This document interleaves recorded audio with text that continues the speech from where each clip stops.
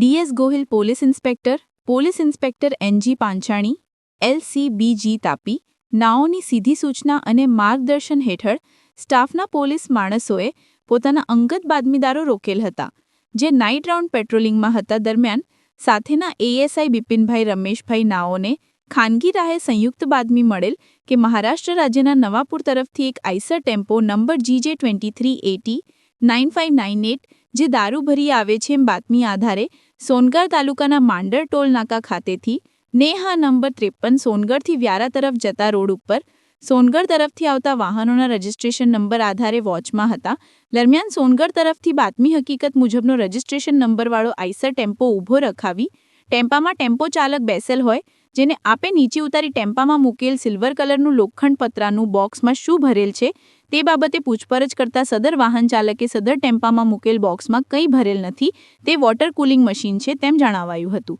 જેમાં આઈસર ટેમ્પાના ચાલકને વધુ પૂછપરછ કરતા આઈસર ટેમ્પામાં મૂકેલ બોક્સમાં ઇંગ્લિશ દારૂનો જથ્થો ભરેલ હોવાની કબૂલાત કરતા હોય આરોપી અજયકુમાર પતારામ થોરી ઉ21 રહે જગરામ કી ઢાણી ગામ તાલુકા નોખડા જી બાડમેર રાજસ્થાનના પોતાના કબજાનો એક મરૂન કલરનો આઈસર ટેમ્પો જેનો રજિસ્ટ્રેશન નંબર GJ2380-9598 મળી કુલ્લે 81,81,080ના મુદ્દામાલ સાથે પકડી પાડી અન્યાયિક આરોપીઓને વોન્ટેડ જાહેર કરી ઉપરોક્ત આરોપી વિરુદ્ધમાં પ્રોહી કલમ મુજબ તથા ભારતીય ન્યાય સંહિતા 2023ની કલમ મુજબની કાયદેસરની કાર્યવાહી કરી આગળની વધુ કાર્યવાહી સારું સોનગઢ પોલીસ સ્ટેશને સોંપેલ હતું.